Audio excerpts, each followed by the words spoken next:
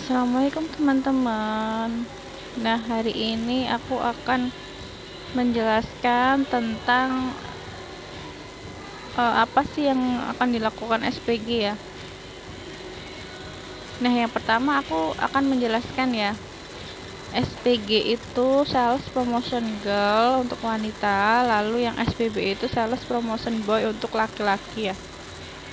Nah,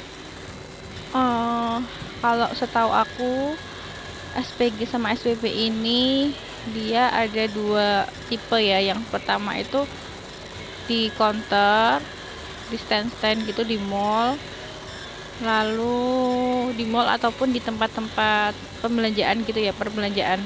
Nah, yang kedua itu dia ada SPG event. Jadi dia itu kerjanya cuman waktu ada event tertentu gitu, kayak misalkan kalau di Jogja itu kayak ada acara event di JEC gitu ya. Nah, gitu. Nah, bedanya apa sih? Bedanya itu kalau SPG event, dia kan cuma di acara tertentu, di event-event tertentu, dan dia gajinya itu teman-teman itu bisa 100 bisa 100 sampai 250 gitu ya teman-teman. Itu selama event itu, gratis per harinya kayak gitu. Nah, kalau SPG counter dia gajinya per bulan teman-teman. Jadi misalkan dia 1 bulan gitu dia dapat nerima gaji pokok, gaji UMR, plus kalau dia penjualannya bagus dia ada tambahan bonus. Nah, untuk SPG event tadi sebenarnya juga sama, jadi kalaupun dia tercapai targetnya dia akan dapat bonus juga gitu. Nah, bagi kalian yang baru mau mencari-cari kerja, bingung mau kerja apa gitu, biasanya kalau untuk SPG ini sebagian PT ada yang mengharuskan dia harus udah mempunyai skill gitu, tapi sebagian ada yang enggak, apalagi kalau mereka memang benar-benar butuh karyawan yang cepat gitu ya teman-teman gitu. Nah, untuk SPG ini itu yang wajib kita punya itu harus mempunyai jiwa jual ataupun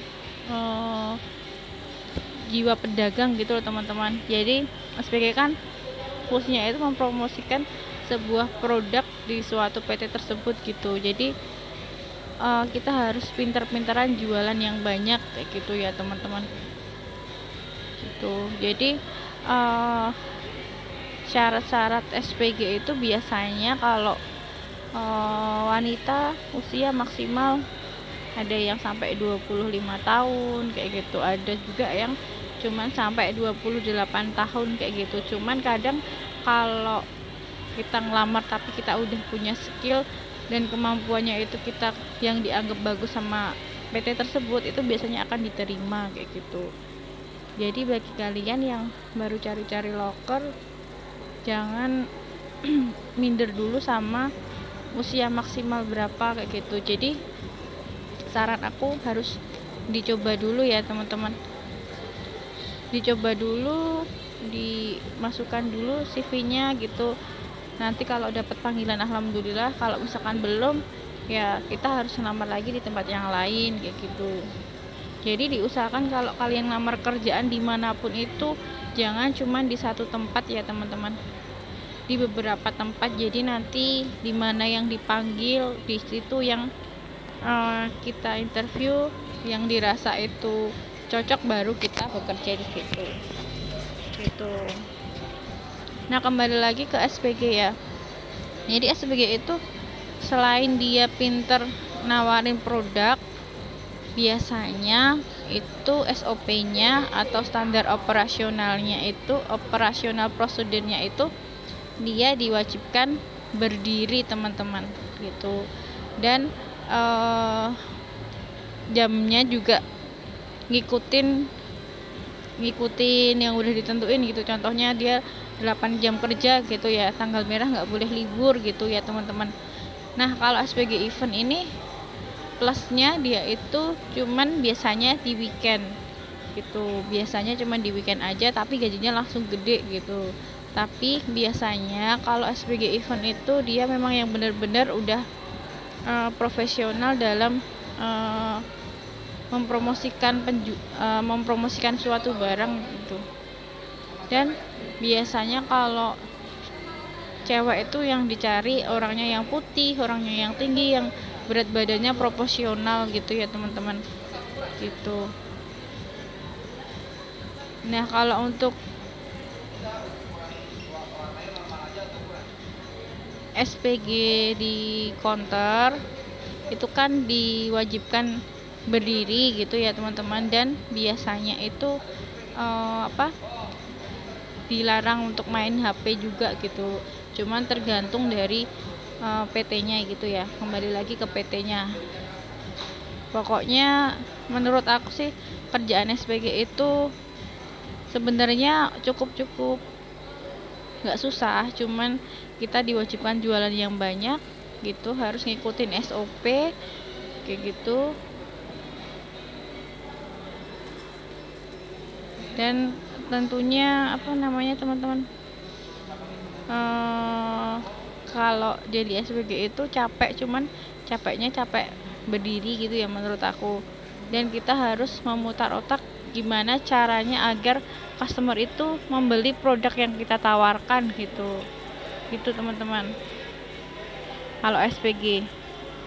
Jadi kita harus pinter-pinteran merayu customer agar customer itu belanja produk yang banyak ataupun value atau nilai yang dibeli itu yang tinggi gitu teman-teman. Jadi kita harus memikirkan bagaimana caranya customer itu membeli produk yang kita jual gitu. Soalnya kan SPG juga ada targetnya ya teman-teman gitu, dan targetnya itu juga berubah-ubah, kadang tinggi tapi kebanyakan tuh targetnya semakin kesana itu semakin tinggi gitu teman-teman. Jadi kita dituntut untuk jualannya banyak. Nah kalau jualan kita itu minim atau di bawah rata-rata gitu, pasti akan dipertanyakan kenapa dia jualannya sedikit. Nah menurut aku ya, selama aku jadi SPG itu setahu aku ya, itu tuh misalkan kita ada partner, itu yang paling jelas itu kita jangan sampai jauh penjualannya sama partner kita gitu. Jadi misalkan partner kita jualan 3 juta, kita harus di atasnya gitu, 3,5 juta ataupun mungkin di bawahnya 2,5 juta gitu. Jadi jangan ada selisih yang banyak, soalnya kalau ada selisih yang banyak itu akan lebih ditekan lagi kitanya gitu, akan ditanya-tanya kenapa sih jualnya cuma sedikit sedangkan si A jualannya banyak, kamu jualnya cuma segini, ada kendala apa gitu. Jadi kayak kita ngerasa tertekan gitu teman-teman. Tapi kalau ada situasi dan kondisi seperti itu, sebaiknya kita ambil sisi positifnya aja. Jadi kita harus memperbaiki diri dan kita cari solusinya kenapa beda dengan SPGA gitu. Jadi mungkin dari cara kita jualnya atau dari produk knowledge kita gitu, jadi cara kita jelasin sama customer, dari mungkin promosi kita kurang bagus gitu. Jadi kita perlu belajar lagi gitu agar meningkatkan skill kita gitu dan jualannya yang banyak gitu ya teman-teman. Nah bagi kalian yang baru lulus sekolah ataupun cari-cari kerja, itu bisa dicari Infoloker. Kalau di Facebook biasanya SPG area tempat tinggal kalian kayak gitu, biasanya banyak bisa di situ. Kalau enggak di aplikasi Playstore sekarang kan juga udah banyak, kayak Aku Lulus dan lain-lain kayak gitu ya teman-teman. Pokoknya jangan patah semangat. Apapun pekerjaan kita itu kalau halal dan kita ngejalannya dengan ikhlas, insya Allah semuanya akan dipermudah ya. Ya itu saja dari aku, semoga bermanfaat.